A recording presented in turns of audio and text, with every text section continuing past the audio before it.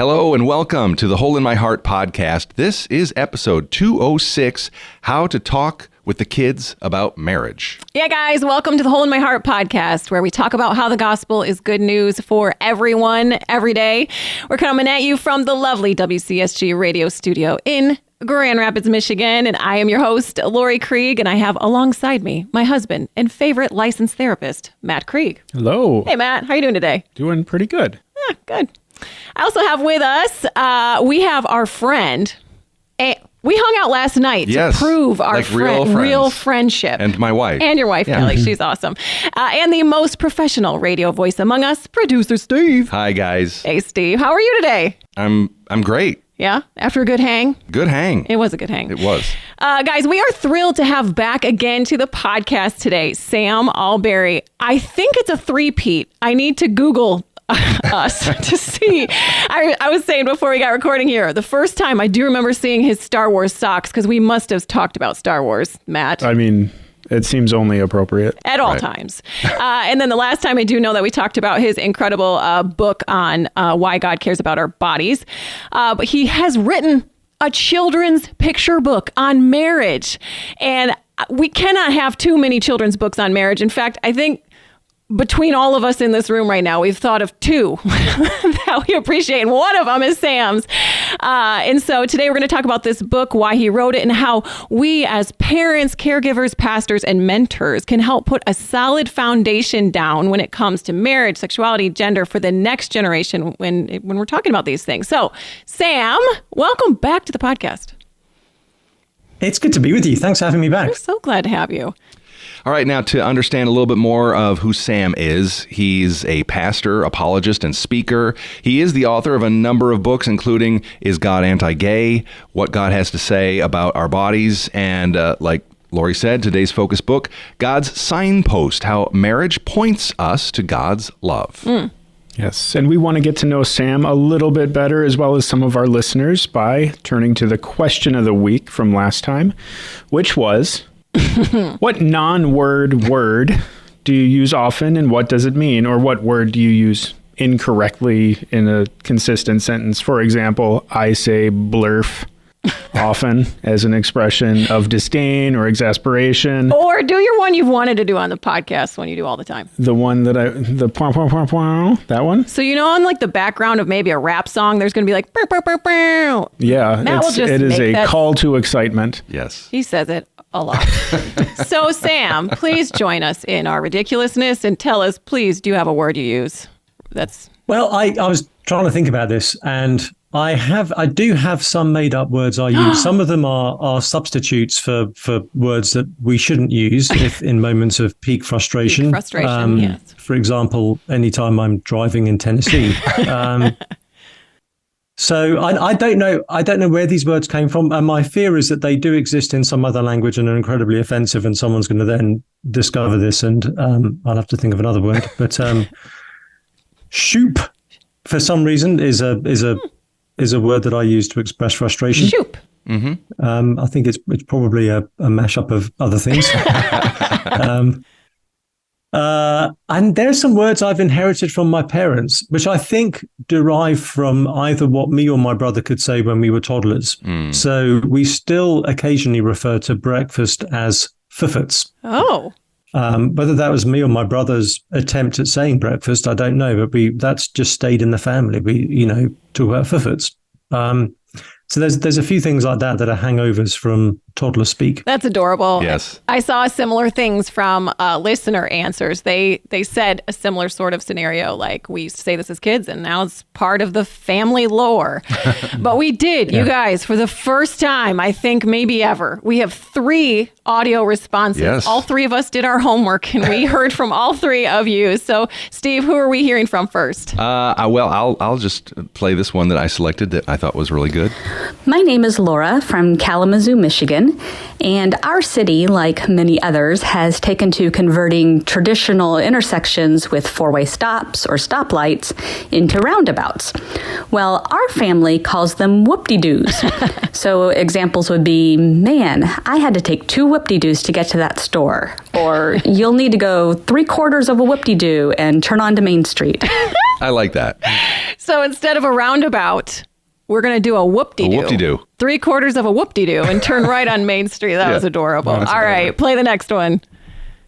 My name is Simeon, and I'm from Knoxville, Tennessee, and my favorite words to make up are, as a barista, I get to do drinks like dirty chai lattes, and I love to, when we're like making them, I'll tell my coworkers that we have a dirty chate or a small mocha, which would be smocha, and so those are my favorite words to make up. I felt like we would do that in our house. Yes. Oh, definitely. Would you do that in your house too? Oh, well, my sister is always mashing up words. Okay. And she's on the radio with me, and sometimes, It slips in. You're like, that's not a real word. Yeah, I appreciated that. Thanks, Simeon. And how about you, Matt? Whose did you pick? Yeah, I would really liked what Andy had to say off of Facebook. Hi guys, my name is Andy, and my non-word is bodaggett. So it means somebody who's doing something that doesn't make sense. Like if you saw somebody dripping their own ice cream onto their shoes, you might say, wow, what a bodaggett. I think that might be in Napoleon Dynamite. I think bodaggett? he might call his brother a bodaggett. Yeah. So it's like you're making a fool of yourself. fool of Yes. yourself. You guys are funny. You listeners crack us up, and I am super thankful. We're getting tons of answers recently. Steve's actually going to start hitting them up on the air. Yeah. So maybe we'll get some people from WCSG Radio. But guys, you can follow me on the socials. I post those probably 24 hours before we record, if we're lucky. So thank you so much to the three of you for your quick turnaround. But speaking of turnaround, let's turn it back to Sam. We've asked called a whoop-de-doo? Let's do a whoop-de-doo to Sam. And we're going to ask you this question we've asked before, but we have new listeners, and I always love being refreshed by people's testimony through this question, through that we copy-paste from your late friend, Tim Keller. So we ask every guest this. If the gospel is, we are more sinful and flawed in ourselves than we ever dared believe, yet at the very same time, we are more loved and accepted in Jesus Christ than we ever dared hope. How was that gospel first good news for you, Sam? And how is it still? Yeah, I love that articulation of it. I first heard and believed the gospel when I was just turning 18. And I had not been a rebellious teenager. I had been, by many metrics, a pretty... I don't know, my parents might roll their eyes hearing this, but I think I was a fairly straightforward teenager. I didn't drink or smoke or do drugs or any of the things that many of my peers did. And I was proud of myself for that. I was obnoxious. So coming into hearing about the Christian faith, I was coming into it thinking, well, I'm a moral person. I'm upright. So this will be very affirming of me. So when I first heard the gospel, I began to realize that I didn't know the God who made me. And I figured that was probably an issue. And the more I began to hear the message of Jesus, the more I realized he was undoing my heart. He was just showing me uncomfortable things about my own heart. And I remember getting to the point where I thought, well, if I'm the kind of person he says I am, then my only hope is if he's the kind of person he says he is. So he laid my heart bare, and I love encouraging my friends who aren't Christians. I said, I just defy you to read one of the Gospels and try and keep it at arm's length, because you're going to find it reads you. Wow. But I love how Jesus not only diagnoses the issues of our hearts, but he then comes to give us a new heart and to lay down his life for us. So that is how I first encountered the gospel, and those two axes of what I'm really like and what he's really like are growing further and further apart over time in a way that is just wonderful. So writing a kid's book about marriage, I would imagine, is a unique challenge. Like how did you choose the path that you did of making this theme signposts when you like in the context of marriage? How'd you come to that kind of way of structuring it? Yeah, well, even backing up from that, I had no intention of writing a children's book, but I kept having parents asking me questions about how do I talk to my kids about same-sex relationships and all these things? And I remember thinking, well, those conversations, when they happen, will be easier if you've had certain other conversations much earlier on. And there are, I think, thoroughly age-appropriate ways of talking about marriage to toddlers that can begin to give children a positive vision of why one man and one woman. So I was thinking, someone needs to write a children's book about marriage. So I phoned up a couple of children's authors I knew and said, hey, I've got an idea for you. Why don't you do this? And their response was, oh, I like that idea, but it's your idea, so you should do it. And I would say, well, I don't know anything about writing for kids. And they said, well, no one does until they do. So I thought I'd give it a go, and thankfully had an extremely competent, wonderful editor at B&H Kids who took my ideas and showed me better ways of running with them than I had imagined, not least by saying, just make the book have 1 point rather than 5 or 6 or however many I was originally planning. So that's how that came about. So the first book, there's 2 books. The second comes out, I think, in the new year. Oh. The first book is about why marriage is based about a promise. And the second book is me trying to sort of do an apologetic for why marriage is between a man and a woman and not some other combination. So the idea for the first one really was I was back in the UK for a season, and my dear friends here in Nashville, Ray and Janie Ortland, were celebrating their 50th wedding anniversary. So I was sending them a long message just giving them my love and congratulations. And I found myself writing, if marriage points to the gospel, then actually anniversaries might be more significant than weddings. Because anyone can make a promise. Yeah. But actually what we're seeing in anniversaries is someone keeping a promise. And that then gave me the idea of maybe that being the basis of the book, two kids visiting their grandparents when it's their 50th wedding anniversary. What's the second one about then? What's the focus? Well, the second one is the same kids are at the beach with their Aunt May, and the little lad Ethan.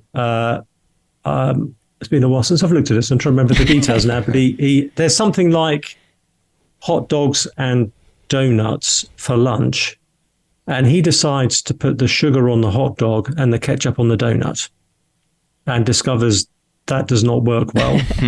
And that then leads into a whole thing about how certain things are designed to go together.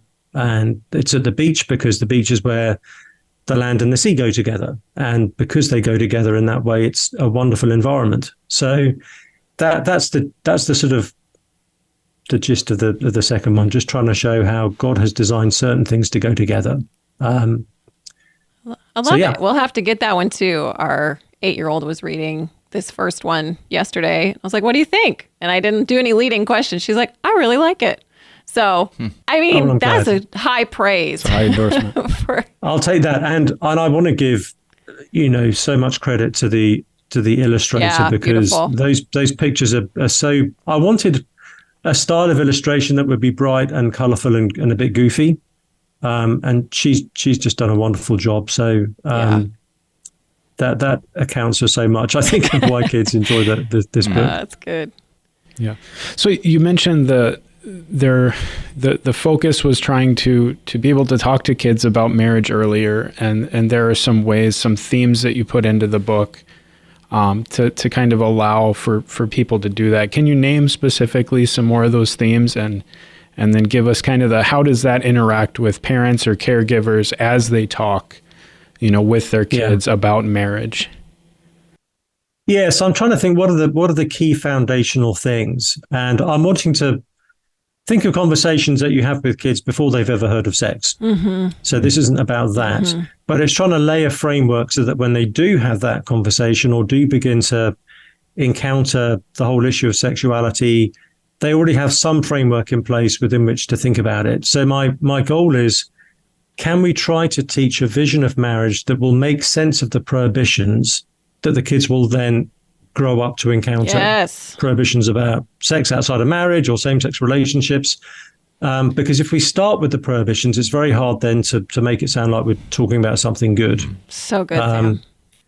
So the initial thought was, okay, what are the particular features of Christian marriage I'm wanting to draw out? And the main ones are that it is based on a promise, not just based on a feeling.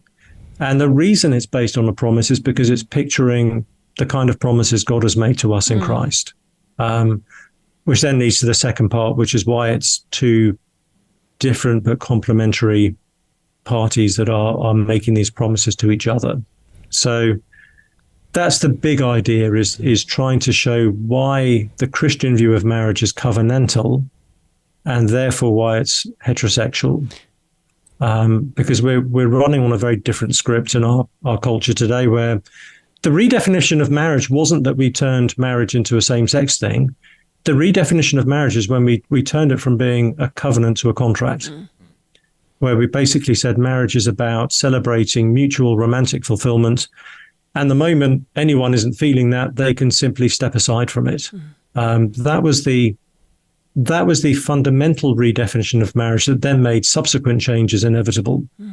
So I'm just trying to sort of peel back behind all of that and recover I hope, a more biblical understanding of marriage. I saw you did throw in a line there about singleness, and I was like, if I was to write a kid's book, I would want to be like, and here's why it's so important. But you did just like, hey, and God doesn't, the language you had, I wish I had the book right here with me. I meant to bring it. You said God doesn't, you didn't use the word call. He doesn't have everyone get married, but it was more like God's invitation as opposed to someone's choice. Was that intentional? Like you were like, God is the one who calls us into marriage or singleness. So was it intentional to have God be the focus? I can imagine the answer. But then too, you did put singleness in there, which, how did you wrestle with that? Yeah, well, I needed to, because if I didn't, the message of the book might sound like, if you're not married, you are not experiencing anything of God's love or able to reflect anything of God's love. So I needed to put that caveat in there. And I wanted to frame it in the way that I did because so much of this is about what God has designed. Yeah. He came up with the idea of marriage. He is the one who's embedded it in human culture. It felt like I wanted to make sure God got the credit for singleness as well, that wasn't just a failing on our part. So I kind of put it that way around so that people wouldn't feel singleness is less approved of by God. Okay, let's pivot a bit. Do a whoop-de-whoop. I can't remember it anymore. Anyway, let's talk about your childhood. It sounds like I don't know if you grew up in a faith background or not, but if you could grow up in the ideal childhood, you'd still end up Pastor Sam, apologist, author, and still even experience the same-sex attractions that you've talked about, you've written about. What would have been the ideal base to have grown up in? Like, what would have been really helpful to hear from your parents in order to thrive in the ways you are now? Yeah, it's a hard question to answer because there's nothing there's lots of things that were difficult because that's right. Life. There's nothing I want to change because God has used all the different threads of it to bring me to where I am today. Yeah. I'm very content where I am today. So, but certainly one thing that was difficult was, and this was to do with the culture as much as anything else, right at the age where I was just beginning to become aware of same-sex attraction, was just beginning to see that I was very different to many of my peers, was going through some experiences of being bullied as well around some of those things. It was just a hard thing to talk about.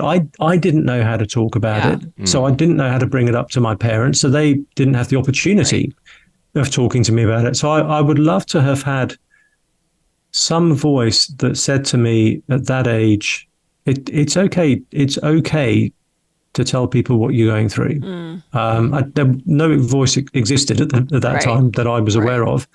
So I would have loved a voice that said, hey, you can tell your mum and dad about this. They'll be fine. Or it's okay that you're having these feelings. That does not disqualify you from the human race. It doesn't make you worth less than anybody else. So there was a lot of isolation and loneliness and what's wrong with me experiences that I don't want anyone else to go through. Yeah. And counterintuitive though it is for many of our non-Christian friends, that the gospel is the answer to that. Even though part of the gospel is we're worse than we even thought we were, actually the gospel is the answer to self-loathing, because it locates our value in something outside of ourselves, in terms of God's approval. Yes. And shows that our value in God's sight is from having been made by him. And therefore we can't undo that. So that would be one thing I'd certainly love to have whispered into my 14-year-old self's ear. Amen. So how are we doing now? I mean, like from your vantage point, how are parents and like mentors of kids in and out of the church? What do you see? What are we doing well now? And what are we doing poorly, when it comes to, just like teaching kids about integrity, sexual integrity and gender integrity, I guess, specifically? Yeah, we are in such a different world now. And so that the challenges now are totally different to the challenges then. And so I think for a lot of parents today, it's such a bewildering environment because we've got this plethora of sexual identities. We've got all the sort of rights language associated with that. Many parents I talk to are so overwhelmed by what am I even allowed to say to my kids? How, what is forming the moral intuitions of this new generation is so different to what formed the moral intuitions of those who are parenting them. And so it feels like and is a cross-cultural missionary situation, even in your own family at times. So I do hear from a lot of parents who are not just struggling with what their kids are going through in terms of gender identity or angst or any of those things, but are also just like, where do we even begin to share Christ? So I think that's an area where, as churches, we need to do better, not simply at rehearsing that's wrong, and that's wrong, but actually giving people the positives. God is so good that he never says no to something without saying a much bigger yes to something else. So whenever he asks us to say no to any particular way of thinking or sin, he's inviting us into something better. And I don't know if we've been good at kind of putting that sort of message together, because the cultural force is so powerfully heading in a certain direction that anything that contradicts that just sounds like it's harmful and dangerous and diminishing of someone and who they are. So I think we need to do a lot more thinking and be a bit more creative in how we teach into these things. The other thing I would say, and I see some churches doing all of these things better than others and, worse than others. The other thing is making sure the relational quality of our church life is such that a young person growing up in the church doesn't feel like their future happiness rests on their marital status. Because it's one thing for the church to teach what it teaches about marriage and singleness and same-sex relationships and all of those things. But if we're not providing healthy forms of community and healthy forms of intimacy, then those things that we teach are going to look very implausible. You just spit in truth, my friend. Thank you. So, I mean, given the way that things have been going, the direction things seem to be heading in culturally, and kind of this knee-jerk reaction that we as parents, as mentors, as pastoral ministry leaders, the knee-jerk reaction seems to be to focus on the no. And you said we need to come up with a more compelling, a more robust vision of kind of the yes that God is inviting us into. And I don't know, how do you have an idea of some of the ways that we can do that?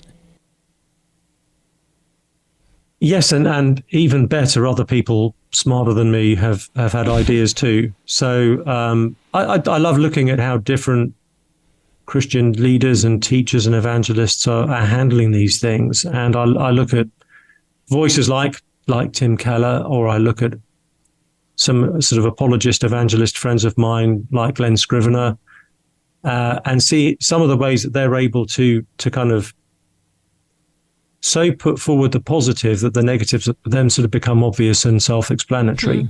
And I've got a few things on my shelf I'm yet to read from other people who've tried to do that. But I think, it's all there in the Bible, and a lot of it's there in our doctrine of creation. Too much of our evangelism has begun in Genesis 3 with sin, and not enough of it has actually begun in our understanding of what it means to be made in God's image, and therefore what God's design is for us, why he made us sexual creatures in the first place, why he made us male and female, what that even means, and to put forth the positive image in such a way that then helps. So with something like the difference between men and women, by the way, someone's cutting grass just outside. The neighbour just always seems to know exactly when I'm doing a podcast, and so I hope that's not too bothersome. That happens at the radio station here too. When we're in our main studio, they'll be right outside. Anyway, sorry, I can relate. Probably the same Maybe person. So. It's some disgruntled atheist who's trying to. I was just thinking about God making us male and female, and it occurred to me that. And this helps us. Our secular culture is not consistent. So when it comes to marriage, secular culture says, male and female, it makes no difference. Right. We are functionally interchangeable at that point. A man-man relationship is no different to a man-woman relationship. And yet when some big corporation is discovered to have a board of only men, it's the secular people saying, hey, that's not right. You need a woman in there. And I want to affirm that and say, yeah, you're absolutely right. There are certain things that the presence of more men can't give that the presence of a woman can. And say, given that is the case, would you not expect that also to be the case in the most intimate human context of marriage? So trying to use the areas where our secular culture does actually say something I would agree with, and say, actually, your own voice is critiquing your position over here. And just to say, and the reason for that is because God has designed us to need each other as male and female. Neither male nor female alone is sufficient. We need each other to better image God together. So there's a positive there behind the sort of all the negatives of why we only believe in opposite sex marriage, why we don't think gender is a plastic thing, and all of those things. I just want to highlight something for our listeners right now is I hope you're taking note of Sam's tone and his kind way of even looking at a secular person's arguments about men and women, and how he's like, well, what about this one? This one actually contradicts. Do you hear how he's not yelling? He's not anxious. He's not having to protect baby Jesus with his anxiety and then masking that with lots of anger. He's just saying, hey, you're modeling for us, Sam, just trusting in a faithful God, putting your faith in a faithful God, and then also modeling Christian hospitality, which in that word is the word hospital, which is a rescue, a healing place. So I just want to take a moment and look at our listeners and say, hey guys, notice what Sam is modeling for us when we're engaging these conversations with our kids or with those in the church or outside the church. So thanks for that, Sam. Oh, thank you. God is sovereign and he's good. Right. So if he's not cranky and he's not worried, then I don't need to be. And it helps that I come from the UK, so I'm used to being in a secular culture where it feels as though the major cultural forces are not with you. I'm just used to that. And so that's more of a new experience for many parts of the US church. And I can see why some Christian leaders can freak out a bit at that or get angry at that. But I keep coming back to Mark 6, when Jesus sees the lostness of the lost, he has compassion on them. Because they're like sheep without a shepherd. And then he begins to teach them many things about him. So I figured, okay, he's the one who has the right to be angry, and yet he's compassionate to lost people. So good.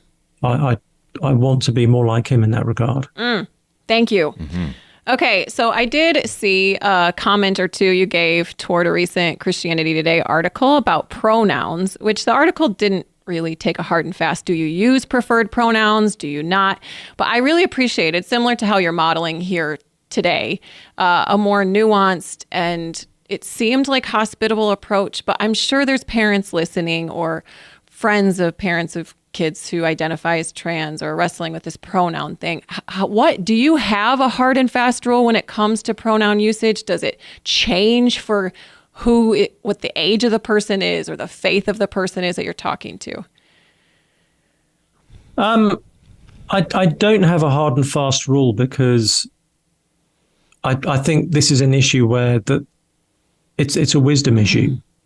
The scenarios we could encounter on this can be so wildly different that I wouldn't want to say, here's the rule that fits everything. I think it's more akin to what we see in the book of Proverbs, where we're told in Proverbs 26, answer a fool according to his folly. And then in the next verse, don't answer a fool according to his folly, or the other way around. And so there are times when actually wisdom would be to run with something in one situation that you wouldn't run with in another. And so I don't want to say it's always wrong to use someone's preferred pronouns, and I don't want to say it's always right.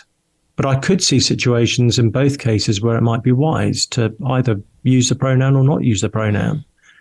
And one factor in sort of thinking that through for me is if the person has any kind of Christian background. If it's someone I'm meeting for the first time who's not a Christian, then I'm more likely to give them a bit more leeway because I want to build up a relationship and a friendship, and not shut down the possibility of conversation before it's even begun. And I know I do understand the fact that Christians will land in different places on this. Of course we will. We've got to respect each other for that. We've got to allow for each other's consciences on these things. And similar with that, with related issues, how far do you go along with what culture is saying and doing, and when do you say absolutely not? And one of the biblical figures that's been intriguing me on this is Daniel, because Daniel seemed to go a long way before he drew a line. Even allowing people to give him a pagan name. So for those who are sort of saying, well, any kind of accommodation is immediately compromised and unfaithful and sinful, I kind of want to say, well, I think you just kicked Daniel out of church. Now, Daniel did draw a line. Daniel was not lacking in boldness. And I even wonder if where Daniel drew the line might even have been arbitrary just because he needed to draw it somewhere. But it means my advice, particularly to Christians in contexts where they're under the authority of other people, like the workplace or at school or things like that, where things are very, very progressive, my advice is be like Daniel. Be someone who is generally of a compliant and submissive nature, but also make sure you have a red line so that those in authority over you know they don't own you. And where we draw that red line will vary from person to person. So some people, it might be with, do I give my preferred pronouns on my email account or not? Do I do this? Do I do that? But I do think we want to show that we are compliant by and large because we believe in being submissive to authority. But we also believe that we're ultimately submissive to the highest authority, and therefore our submission to workplace, to government, to all these other things is contingent and bounded by our deeper loyalty to the Lord. Do you have, this just keeps coming to mind because I get asked this a lot, I'm sure you do too, but for a parent who has a, 12, 13, 14-year-old kid who it seems more experimental than like genuine gender dysphoria, do you have any recommendations for the parents as far as, do you go along with that, or parents or youth leaders? Do you use the preferred pronouns? So this is Christian family. maybe professing or not professing in that moment, teenager or tweenager, and they're wanting their parents to use the preferred pronouns. I run into this a lot of times. What are your thoughts on that? Yeah, the short answer is that I don't know, because I don't know the kid and I don't know the family dynamics and 1,000 other things that would inform what I would do. But certainly there is a huge amount of identifying as non-binary isn't because of someone genuinely wrestling with whether they're a man or a woman. It's simply because there's so much confusion, so much cultural pressure. It's the kind of thing you can identify as and mean it, even if you're not wrestling with your identity, just because it's fashionable. So that really does confuse things a huge amount. Sure does. And we know that theologically, we know that law doesn't change hearts. So simply slapping down some parental rules of you're not allowed to say that, you're not allowed to think that, you're not allowed to do that, isn't actually going to solve the issue. It might manage it in the short term, but the issue is the child's heart and what's going on in the child's heart. And that might be fear of man. That might be a sense of, I don't know who I am, so I don't want to say anything in particular that might be too defining of who I am. It might be any number of things. So I'd want to try and get underneath what is going on that's led to this, and try and work with that, and not freak out. Yeah, that's good. I'm thinking about our listeners today. They're tracking with this conversation and appreciate your perspective, but maybe could use just a little dose of hope right now. Where do you have hope right now as you look at like the cultural stuff about sexuality and gender, or just the church? Like, where are you feeling hopeful right now in any of those spaces? Yeah, the key thing is the gospel remains the power of God. So it may for us feel like this is a new cultural moment. These are uncharted waters. We haven't seen this kind of stuff before, and we haven't, and that's fine. And we want to do our best to understand it. So we don't want to sort of put our heads in the sand, but at the same time, God is still sovereign, and He's not dependent on our ingenuity to save people. He's called us to be faithful. We're called to be good neighbors. We're called to be faithful in what we proclaim and what we teach. And the gospel will bear fruit.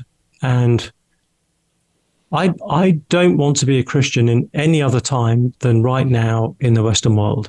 I think it's a great time to be a Christian. Our culture is so confused. It's so imperious, but it's so confused, so lonely, so anxious. And I think we have the privilege of bringing to a lonely, anxious culture the invitation of Christ to find rest in Him. And we've got to think a bit more carefully about how we do that. And simply, well, this worked on me 30 years ago, so I'll say the same thing now. That's not going to work. We need to think about how we articulate things in a way that this generation will understand. But I'm expecting the gospel to bear fruit. Christ said, I will build my church and the gates of hell will not prevail. And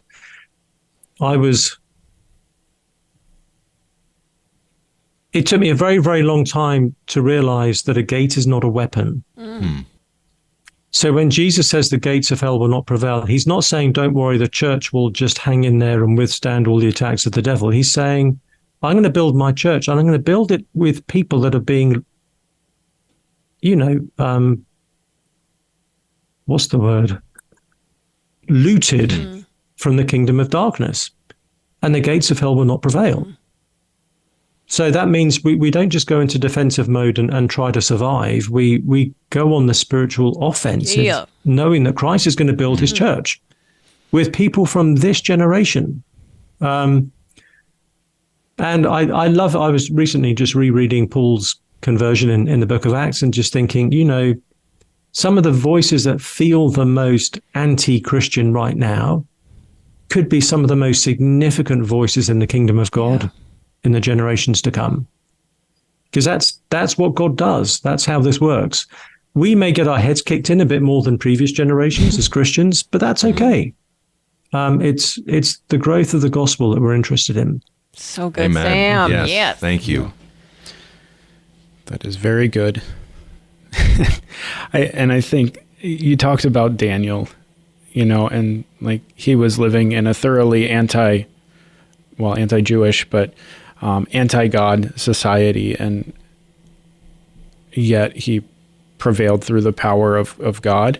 And so I don't know, to me, that's encouraging, but I also know that unlike Daniel, I have flaws that come out every day, and Daniel's one of those few in the Bible that you don't hear many flaws about his character and everything. And I know none of us have been perfectly living, in alignment with God, whether they're a pastor, youth pastor, parent, teacher, coach, anything. And I guess what can you say to the people who have maybe freaked out a little bit and made some mistakes? Yeah, who of us hasn't? And Jesus only uses imperfect people. He's got no one else to use. So let's acknowledge that. It's healthy to acknowledge it. And not excuse it or just ignore it. But we don't need to worry about it. We just as we recognize our imperfections, as we recognize, I should have said something totally different in that conversation. As we have those moments, we think, okay, bring it to the Lord. There's always more grace for us. And try and do better next time in the power of the Spirit, and know that, okay, I can still be used by God. We don't need to be perfect. We should be repentant. And repentance itself always beautifies the gospel. Whether we're repenting between us and the Lord, or whether we're repenting to some non-Christian friend we said something insensitive to or crass to in a previous conversation, let's just be real Christians. We don't have to be perfect Christians to be real Christians. And every single person God has used in any powerful way has been someone with very deep flaws who made a ton of mistakes in the process. Sam, thank you so much for this conversation. It's been so edifying. And the phrase like gracious and seasoned with salt, that's what you exude, is conversations that are both gracious and seasoned with salt. So thank you so much for being a part of this podcast today. It's a pleasure. It's always fun chatting to you guys. Thanks for having me back. Yeah, we'll see if we can make it a 4-peat. Yeah. All right. I'd love that. God bless you. All right, guys, I'm assuming you all listening and you guys around the table enjoyed that conversation as much as I did. We will link to God's signpost, how marriage points us to God's love, and then be looking out in January for part 2. I'm gonna literally Google our names together, Sam Allberry and Lori Krieg, to see if we did, how many episodes we did. Right. And I'll post links to those there too. That Christianity Today article, where Sam actually does talk about some of the questions related to Daniel. But guys, sitting next to me, what from the conversation we just had, what's like still singing in your soul? Let's start with you, Steve. So much, but I think I really appreciated the emphasis that it sounds like is in this book of focusing on the positives and how marriage is a promise, a covenant. And since I've had 31 of them, the anniversaries are maybe even more significant than the wedding. That was beautiful, wasn't it? Yeah, I really appreciated that. Oh, yeah. Matt, what about you? Yeah, I think the encouraging thing was, talking with Sam, coming from Britain, where he's just saying, I'm used to this culture. Yeah. Like this angst that we're feeling now is really this shift from a place of kind of power to a place where we're no longer in that kind of authority seat, culturally. And so like the fact that you can get used to it, you can kind of acclimate to it, and just listening to the tone of his voice and how calm and kind of composed he is, like that's, I guess, comforting to me that, okay, not everything is darkness and bleak, and there can be kind of a reset as far as like how we interact with the world, where it's it's something that we won't always be in this freak out stage. Yeah. We don't have to panic because of what we're losing. Like, it's okay. Yeah, even how he's like, we might get our heads beat in a little bit more, but he's like, it's okay. And I was like, it's true. It really is true. I mean, that's kind of what we're promised here. I really liked his nuanced conversation around pronouns, which that's what I read in that CT article, which was the cover story of this last month. Because I have found the longer I've been in this conversation, the less aggressive I am when it comes especially to pronouns. I used to be like, well, just use them. It's practicing hospitality. But then I'm like, I just have grace. I just have grace because I think God has grace that this is a wisdom issue. Okay, guys, we do have a question of the week for next time. This one doesn't take a paragraph to explain, which praise. All right. What's your nickname? What's your nickname, guys? And how did you get it? I have several. So I'm the 9th of 12 kids. And my 6th oldest sister, Susie, I'm going to send you this episode so you listen to this. She would call me anything that started with the letter L, specifically Lenora, Lenben, Lenny. Those were the classics. Come here, Lenny. And I would answer to it because I love Susie. What about you, Matt? I mean, the easy one is when you just call me Krieg. Yeah. Oh, yeah. Because that's my last name. Also mine. So I was born that way. For some reason. The other one from childhood, my mom would call me Matman. And then she would sing the Batman theme song and... da-na-na-na-na-na-na-na-na. And so then Matman, and I'm pretty sure that's self-explanatory how that came about. Cute. That is awesome. You got one, Steve? Yeah, it's pretty basic. It's Steve-O. Oh, yeah, duh. I mean, like, there are a couple of famous Steve-Os, but I'm the original Steve-O. Really? In high school, I had an English teacher. There were 2 Steves in the class, and so I always signed my papers and tests Steve-O. So she knows which is which. And then one day, she called on me and she goes, Steve-O? And like all my classmates laughed. They're like, and she's like, As what? high schoolers laugh only Exactly. like that. Right. She goes, what? That's how he signs his things. And so then everybody started calling me Steve-O. Oh, Steve-O-G. That's what it is. All right, guys, that's it for us today. I want to thank Sam Allberry again for being such an awesome guest and joining us on this podcast. Thank you to WCSG Radio in Grand Rapids, Michigan. Thank you to the Zach of all trades who's running the cameras and his amazing intern, Delaney. And for all of us here, thank you guys for being a part of this podcast. And we'll see you next time.